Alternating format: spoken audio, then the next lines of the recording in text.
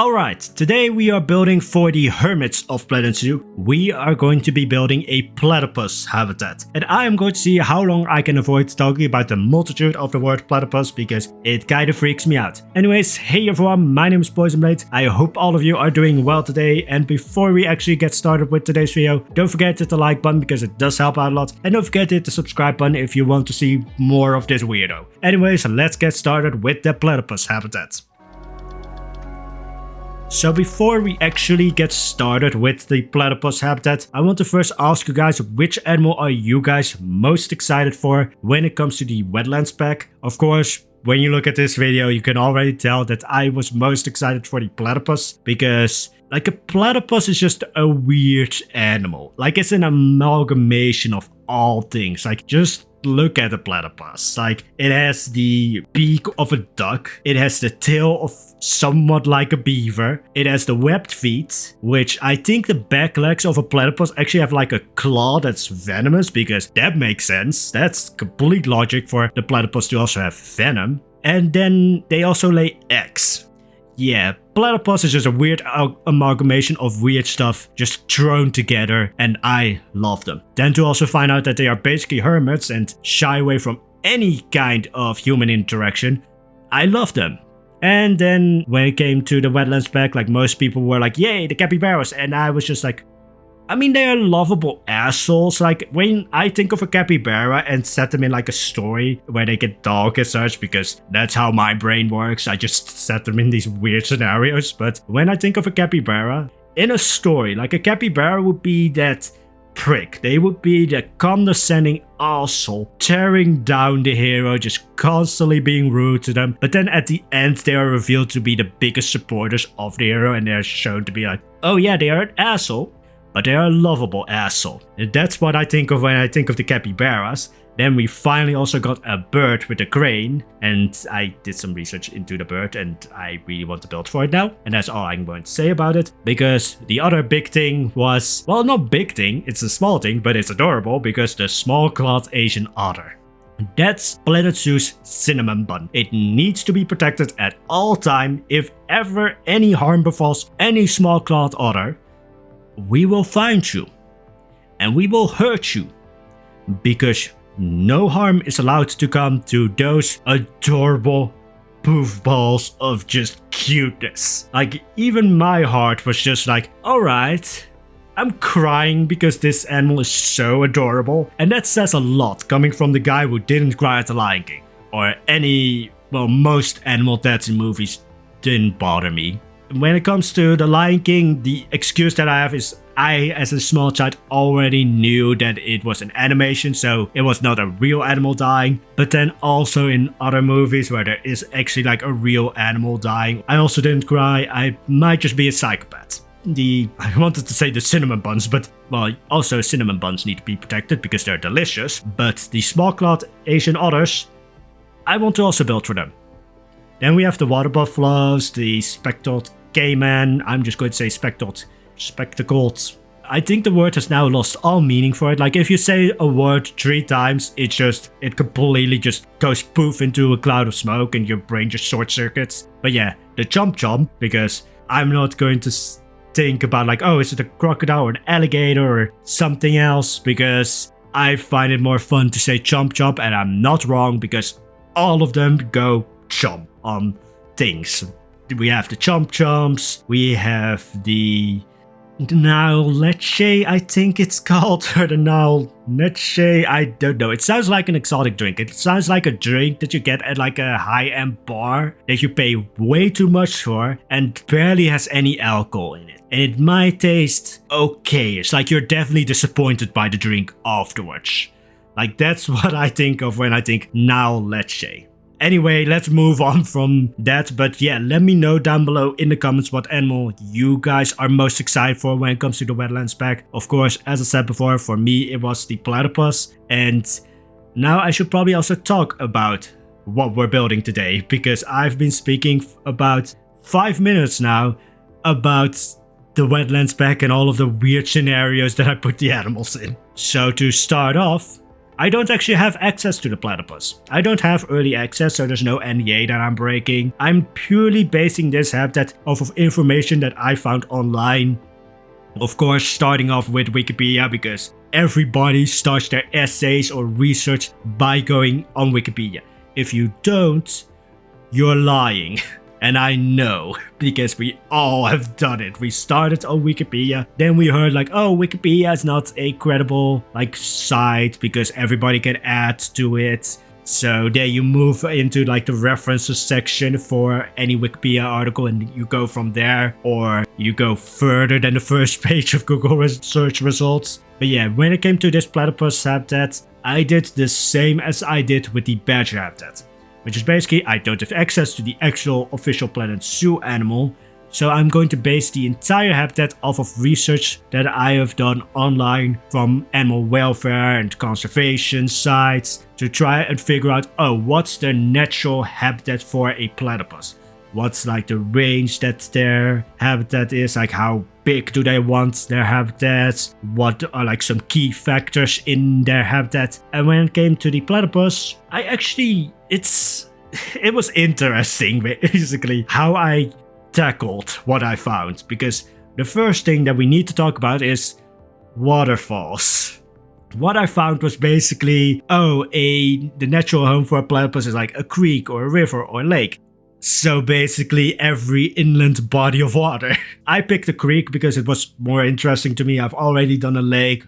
A river looked a little bit too big for the platypus, in my opinion. So I went for a creek and then I decided I want waterfalls. No animal in Eve Zoo so far, and this might be a miracle, but no animal in Eve Zoo so far has had a waterfall.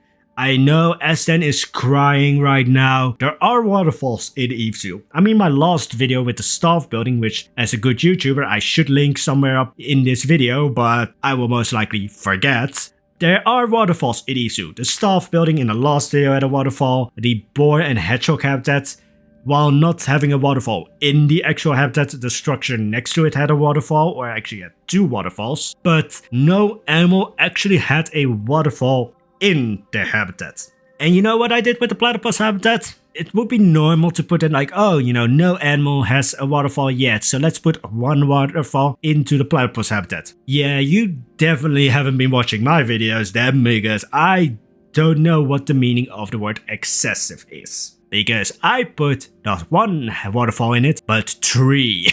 Because why not go completely extra? But yeah, I wanted to just have 3 waterfalls just to have like some more dynamic feel to the water. And I did that. And I wanted to have like a special look of like this sort of tiered waterfall. I don't know if I really succeeded in that. Also, this waterfall does actually, or is going to, lead into a second habitat, which is probably not going to be the next habitat that you will see, because I want to focus on some other animals from the wetlands pack first. And they don't really fit in, well, maybe the Chomp Chomp might fit in the lower habitat. I definitely wanted Chomp Chomp in the lower habitat, but the waterfall or the creek starts from a waterfall, then at the end of the platypus habitat goes into another waterfall, which will then go into the next habitat. So this is kind of a 2-parter habitat. But yeah, I wanted to just have some dynamic feel to the water and just wanted to go completely extreme when it came to the waterfalls. But then the other thing, which is where I completely lost the plot, even more so than with the waterfalls, which yes can happen, is privacy. When it comes to the platypus, I wasn't joking when I said, oh, they are hermits, because as soon as they hear any person or anything approach that they in even the slightest form think is going to be a danger to them, platypus will just go poof and disappear into a cloud of smoke. Well, not really, they will just like scurry back to their burrow as soon as or as quickly as possible. So when it came to a platypus habitat in a zoo, a zoo with a lot of people usually around, a lot of guests talking, especially the annoying children who constantly scream, because I don't know why children constantly want to scream in a zoo, but they do, especially if it's in like an enclosed aquarium. If I wanted to dropkick a child, it would be in an aquarium. Don't take that as like me being serious. That's the joke. I would never drop kick a child. When it came to the platypus habitat in Eve Zoo, how did I take this like privacy and just this hermit feel to the platypus? Yeah, by building 3-meter high walls. That makes sense. I could probably put a tiger into this habitat and there would be no issue because the walls are actually like solid, like they are not really thin walls. So I could potentially put a tiger in here and it would be completely fine. Well, there's the area where the waterfall like dumps into the second habitat that they will easily be able to jump over, but the platypus won't. I have no... Well, there is the idea behind the high walls of like, oh, sound reduction, so that any guests surrounding the habitat, like the noise of like them speaking and walking, is going to be dampened by the walls. And then the other thing is, every point, like every window into the platypus habitat is a one-sided window.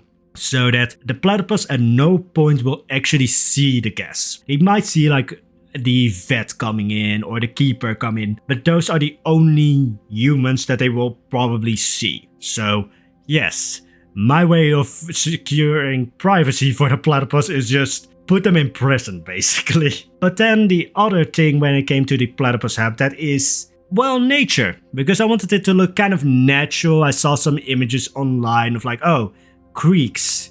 Maybe not a creek that a platypus would be in, but I saw just beautiful creeks and I wanted to replicate that. Now, when it came to like the on land or on above water level areas of the habitat, I wanted it to look like the creek basically carved itself out from the land. So there's these sort of earth platforms or plateaus. There's the lower level that, you know, is like the beach or just the side of the creek. But then there are the levels where you can see like the creek has carved itself out from the surrounding land. But then the biggest thing was underwater. I usually don't really do much with my underwater areas. Yes, I did a lot with the aquarium because, of course, that is just mainly an underwater habitat. But when it comes to like the beaver and otters and the seals that are in Eve Zoo, there's not really much, if anything, underwater, except maybe for a few rocks and some plants that I probably didn't intentionally put there, but I just put them there and didn't move them. So when it came to the platypus habitat, I just went completely just balls to the wall, just completely insane when it came to the water or underwater section, because most of the viewing points or most of the like interesting viewpoints, because at least this is how I approach habitats, I will make like some like very interesting viewing points. These are mainly when it comes to like an aquatic animal, the underwater viewing areas, but I will make some like very interesting viewing areas and then some that are just like, oh, you walk by them most of the time. So there's some interesting ones and some that are just kind of there.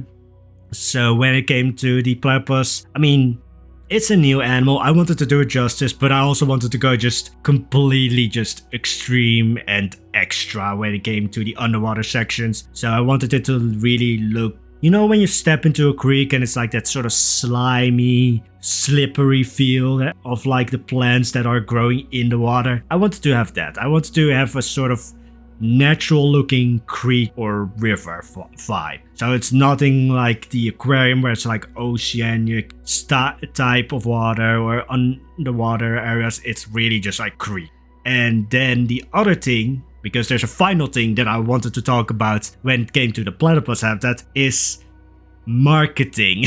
This is a weird one, but there's not a lot of platypus. Or what's the multitude of the word platypus? I don't know. Somebody will probably point it out in the comments, but there's not a lot of zoos that have a platypus. Extremely so outside of Australia. I think, are there actually platypus in zoos outside of Australia? And even in Australia, there's not a lot because they, well, you can keep them in captivity, but they don't really do as well.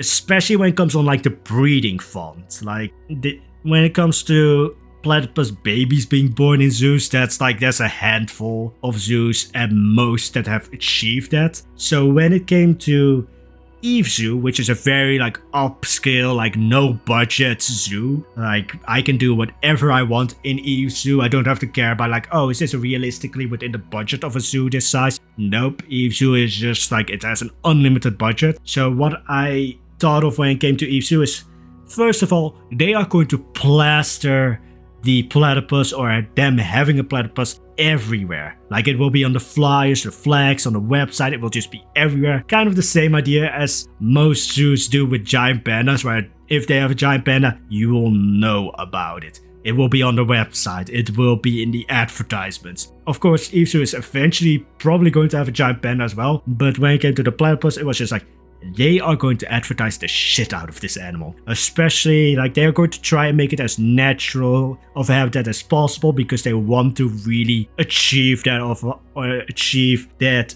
achievement of having a platypus have a baby in their zoo. So they are going to go all out when it came to their habitat, but also when it comes to the guests. Platypus habitat is actually the only one in Eve Zoo right now that has the name of the animal on the habitat. Like there's this sign on the habitat that just says Platypus Creek. So this is a habitat completely dedicated to the platypus. It's going to be in all the advertisements because Eve Zoo cares about money.